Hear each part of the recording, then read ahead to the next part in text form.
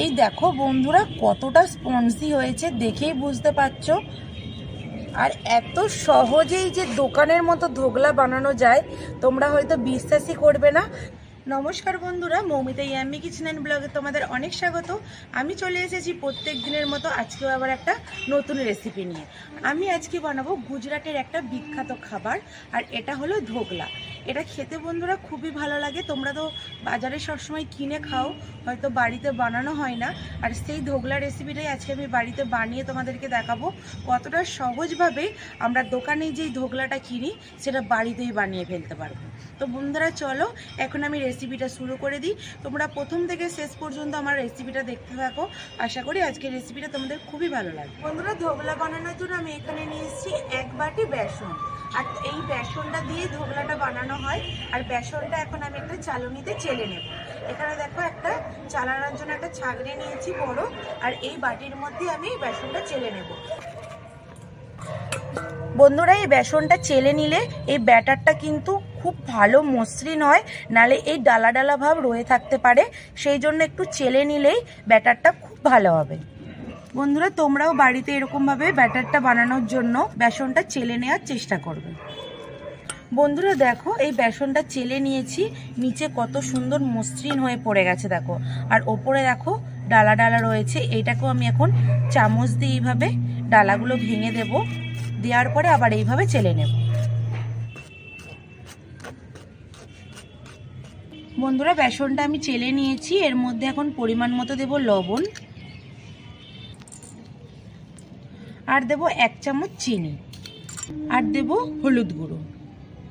বন্ধুরা এখানে কাঁচা লঙ্কাকে দেখো আমি মিহি করে ছোট ছোট করে কেটে রেখেছি, আর এখানে একটু আদা গ্রেট করে রেখেছি, এটাও দিয়ে দেব। আর দেব অল্প একটু হিং। হিংটা তোমরা চাইলে নাও দিতে পারো, কিন্তু হিংটা দিলে এই ধোকলাটা খেতে খুবই ভালো হয়। আর বন্ধুরা এখানে দেব 1 চামচ পাতিলেবুর রস। বন্ধুরা সবকিছু আমি উপকরণ দিয়ে দিয়েছি, এবার ভালো করে মিশিয়ে নেব। বন্ধুরা খুব ভালোভাবে মেশানো হয়ে গেছে। এবার অল্প অল্প করে জল দেব আর একটা ব্যাটার বানিয়ে নেব। এখানে আমি একবারেই জলটা দিয়ে দেব না, অল্প অল্প করে দেব আর এইভাবে মেশাতে থাকবো। বন্ধুরা দেখো এখানে আমার ব্যাটারটা বানানো হয়ে গেছে। আর ব্যাটারটা ঠিক এইরকম ঘনত্ব রাখতে হবে। আর ব্যাটারটা সবসময় একভাবেই তোমরা ঘুরানোর চেষ্টা করবে, তাহলে ধোকলা কিন্তু খুব স্পঞ্জি হবে। বন্ধুরা এটা আমার ব্যাটারটা ভালোভাবেই মেশানো হয়ে গেছে সব কিছু। এটা চাপা দিয়ে সাইডে রেখে আমি উনুনটা ধরিয়ে নিই। বন্ধুরা এখন উনুনটা ধরিয়ে আমি কড়ার মধ্যে জল দিয়ে একটা স্ট্যান্ড দিয়ে দিয়েছি, দিয়ে চাপা দিয়ে দেবো, জলটা একটু গরম করতে দেবো। বন্ধুরা এখানে যে বেসনের ব্যাটারটা করে রেখেছিলাম এর মধ্যে একটা আমি ইনো দিয়ে দেব। আমি ইনো দিয়ে বানাচ্ছি, ইনো দিয়ে ধোকলাগুলো বানালে খুব ভালো হয়। আর তোমরা ইনোর বদলে এখানে বেকিং সোডাও দিতে পারো। 1 চামচ হয়েছে, ইনোটা দিয়ে দেব। দিয়ে ভালো করে এইভাবে মিশিয়ে নেব। বন্ধুরা দেখো ইনোটা দেওয়ার পরে আমার ব্যাটারটা কত আরো ঘন হয়ে গেছে আর কতটা ফুলে উঠেছে দেখো। বন্ধুরা আমি যেই পাত্রের মধ্যে বানাবো সেই পাত্রের মধ্যে আমি একটু তেল ব্রাশ করে নিচ্ছি। আমি এইরকম গোল একটা স্টিলের বাটি নিয়েছি, এর মধ্যে বসিয়ে নেব। তোমাদের বাড়িতে যদি কেক টিন থাকে তার মধ্যেও এই ধোকলাটা বানিয়ে নিতে পারবে। বন্ধুরা এই বাটিটার মধ্যে আমি তেল ব্রাশ করে নিয়েছি, আর এইবারে এই বেসনের ব্যাটারটা দিয়ে দেব। দেখো কতটা ফুলে উঠেছে ব্যাটারটা। বন্ধুরা কড়ার মধ্যে দেখো জলটা গরম হয়ে গেছে, আর এখন আমি এই ব্যাটারটা বসিয়ে দেবো ধোকলা বানানোর জন্য। আমি একটু এইভাবে ঠুকে নেব, ভেতরে যদি কোনো ফাঁকা থাকে ব্যাটারটা তাহলে চলে গেল। এইভাবে একটা স্ট্যান্ড দিয়েছি, স্ট্যান্ডের মধ্যে বসিয়ে দিলাম, দিয়ে এখন চাপা দিয়ে দেব। বন্ধুরা আমি ধোকলার ব্যাটারটা বসিয়ে দিয়েছি, দিয়ে চাপা দিয়ে দিয়েছি। এখন এটা 20 মিনিট আমি হতে দেব। বন্ধুরা আমার 20 মিনিট হয়ে গেছে। এবার ঢাকনাটা খুলে দেখে নেব আমার ধোকলাগুলো কিরকম এখনো হয়েছে না বাকি আছে।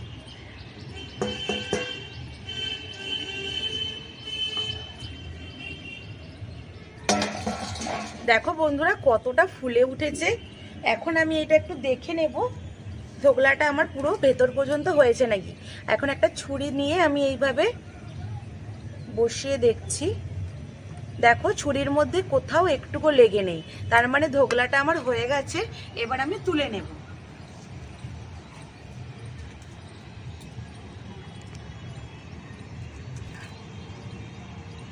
নামিয়ে নিচ্ছি। বন্ধুরা ওদিকে ধোকলাটা ঠান্ডা হতে হতে আর আমি একটা ভাজা শিরা বানিয়ে নেব। তার জন্য কড়াটা ধুয়ে পরিষ্কার করে নিয়েছি। কড়ার মধ্যে দিয়ে দেব সাদা তেল। বন্ধুরা তেল গরম হয়ে গেছে, তেলের মধ্যে দিয়ে দেব কালো সর্ষে। আর এখানে সাদা সর্ষে ব্যবহার করলে হবে না, কালো সর্ষেটাই ব্যবহার করতে হবে। কড়ার মধ্যে সর্ষে দিয়ে দিচ্ছি।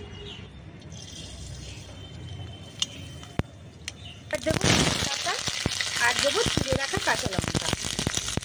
এইগুলোকে একটু আমি ভেজে নেব।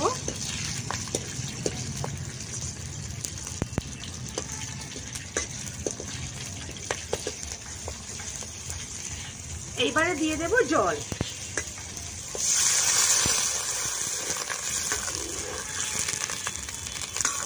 বন্ধুরা জলটা ফুটে গেছে, এখানে দেব অল্প একটু লবণ। আর লবণটা না দিলে জলের মধ্যে তখন এই শিরাটা খেতে ভালো লাগবে না। অল্প একটু লবণ দিয়েছি। এবার এখানে দেব 1 চামচ চিনি। এবার ভালো করে একটু ফুটিয়ে নেব। ধোকলার এই শিরাটা আমার তৈরি হয়ে গেছে, এখন আমি নামিয়ে নেব। একটা বাটির মধ্যে আমি ঢেলে নিচ্ছি। বন্ধুরা ওদিকে শিরাটা আমি নামিয়ে রেখেছি, আর এদিকে ধোকলাটা দেখো অনেকটা ঠান্ডা হয়ে গেছে। সাইডগুলো দেখো কত সুন্দর ছেড়ে গেছে। এইটাকে এখন আমি একটা থালার মধ্যে আমি নামিয়ে নেব। থালার মধ্যে নামিয়ে নেব। থালাটাকে প্রথমে এইভাবে উপর করে দিয়ে একটু পেছনটাতে এইভাবে নাড়া দিলেই দেখো পড়ে গেছে। আর ধোকলাটা দেখো কত সুন্দর জালিদার হয়েছে, দেখতে কত সুন্দর হয়েছে। এখন ধোকলার যেরকম কাটা হয় ওরকম চৌকো চৌকো করে কেটে নেব। দেখো কত সুন্দর ছুরি দিয়ে কাটা হয়ে যাচ্ছে।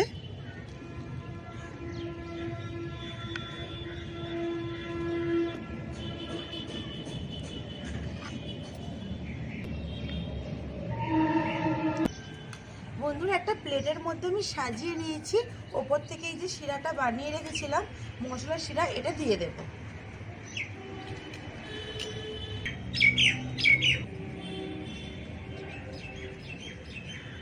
বন্ধুরা এই চিনির যে শিরাটা বানিয়েছিলাম মশলা শিরা, এটা একটু ঠান্ডা হলে দিতে হবে, গরম গরম দেওয়া যাবে না। আর এই ধোকলাটাও অনেকটা যখন ঠান্ডা হয়ে যাবে তখনই দিয়ে দিতে হবে। দেখো কত সুন্দর লাগছে এই শিরাটা দেওয়ার পরে, কত সুন্দর আজকে আমি বানিয়ে ফেললাম। দেখো বন্ধুরা গুজরাটের একটা বিখ্যাত খাবার ধোকলা। এই ধোকলাটা কত সুন্দর নরম আর স্পঞ্জি হয়েছে, তোমাদেরকে একটা ভেঙে দেখাচ্ছি। এই দেখো বন্ধুরা কতটা স্পঞ্জি হয়েছে, দেখেই বুঝতে পারছো। আর এত সহজেই যে দোকানের মতো ধোকলা বানানো যায় তোমরা হয়তো বিশ্বাসই করবে না, কিন্তু আমি খুব সহজভাবেই বাড়িতে এই ধোকলাটা বানিয়ে তোমাদেরকে দেখালাম। কেমন হয়েছে অবশ্যই কমেন্ট করে জানাবে। ভালো লাগলে একটা লাইক করে দেবে। আমার চ্যানেলটা যারা এখনো নতুন বন্ধুরা দেখছো সাবস্ক্রাইব করোনি তারা প্লিজ প্লিজ প্লিজ আমার চ্যানেলটা সাবস্ক্রাইব করে আমার পাশে থাকবে। যারা ইউটিউব থেকে দেখছো আমার চ্যানেলটা সাবস্ক্রাইব করে, যারা ফেসবুক থেকে দেখছো পেজটিকে ফলো করে আমার পাশে থাকবে। দেখা হবে নতুন কোনো আবার রেসিপি নিয়ে। ততক্ষণে তোমরা ভালো থাকবে, সুস্থ থাকবে আর আমার এই রেসিপিগুলো দেখতে থাকবে।